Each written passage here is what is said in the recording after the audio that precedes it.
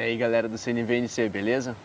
Aqui é o Matheus e como eu falei, segunda-feira eu tive um encontro muito bacana com um cara chamado Amir Klink, que deve ser grande conhecido de vocês. Se você realmente não conhece o Amir Klink, recomendo fortemente que procure sobre ele, leia os livros dele porque são excelentes. Ele fez uma palestra na minha universidade e eu gostaria de dividir um pouco com vocês o que eu consegui aprender nessa palestra. E eu separei 8 sacadas que eu aprendi com o Amir Klink. A primeira, ele contou uma história de como ele construiu a casa dele e por que a casa dele é do jeito que é. Bom, a casa dele não tem luz elétrica, não tem telefone, não tem internet e ele explicou por que na casa dele não tem isso. E a grande sacada dessa falta de recursos é exatamente porque quando você não tem, você passa a valorizar quando você tem. E ele conta isso nos livros dele também. Então, quando você não tem luz elétrica ou quando você não tem telefone, quando você passa a ter, você passa a valorizar uma coisa. E essa valorização a maioria das pessoas não tem. Nós não temos porque virou tão rotineiro que nós nem conseguimos pensar em viver sem elas. Sacada número 2. A necessidade gera criatividade. O Amir ele fala sobre isso usando o exemplo de pescadores que usam os barcos para sobreviverem. Ele conta na história, durante a palestra, que ele tinha um amigo que era engenheiro naval e questionou, a certa altura, a construção de um barco feito por um nativo, feito por um pescador. E o pescador ele não sabia explicar o porquê que ele fazia aquilo. Ele só dizia, é assim? É. Se você não quer assim, procure outra pessoa que faça. E então, no meio da viagem que eles trouxeram o barco lá da cidade de Guaraqueçaba para o Rio, para Paraty, eles entenderam o porquê que aquilo funcionava. Sacada número 3. O segredo a longo prazo são as pequenas coisas que nós fazemos. Como assim, Matheus?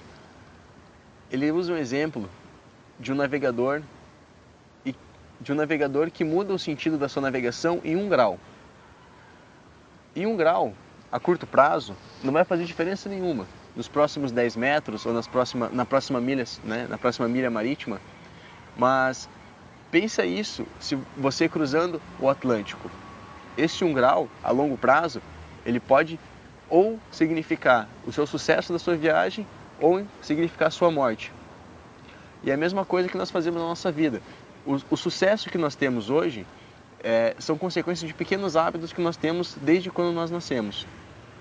E o sucesso que você pode ter daqui a um tempo é resultado, ou será resultado, na verdade, de pequenas ações que você tem hoje.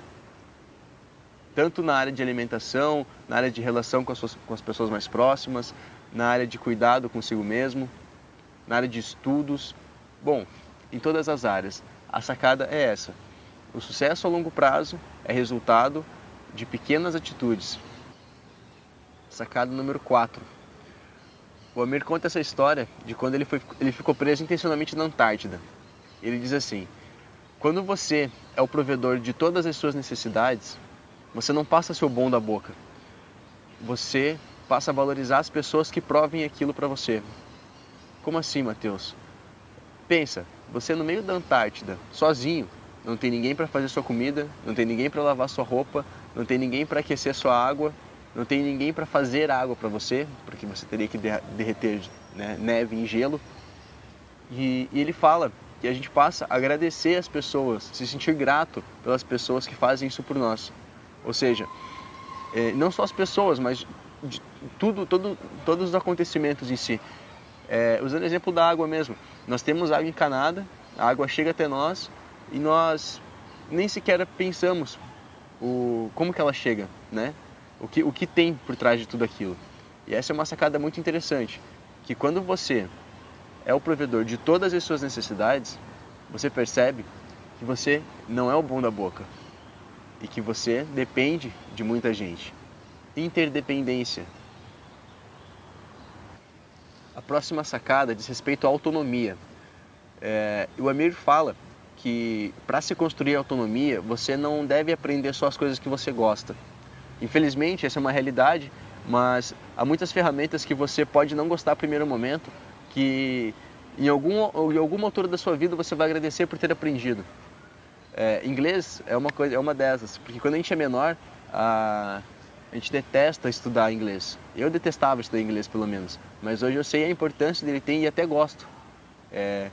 Então, o processo de autonomia diz respeito a você aprender sobre tudo, até mesmo as coisas que você não gosta.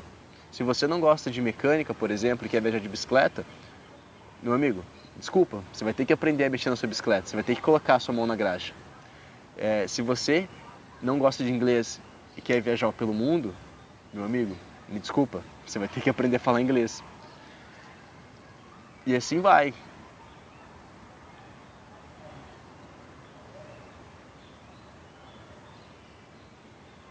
Autonomia. Uma outra sacada que o Amir Klink trouxe nessa palestra foi R na prática. Como assim, Matheus? R na prática diz respeito a você pegar o seu plano, pegar tudo aquilo que você tirou da sua cabeça, dos seus sonhos e colocou no papel e trazer para a realidade. Você vai errar no começo? É lógico que você vai errar.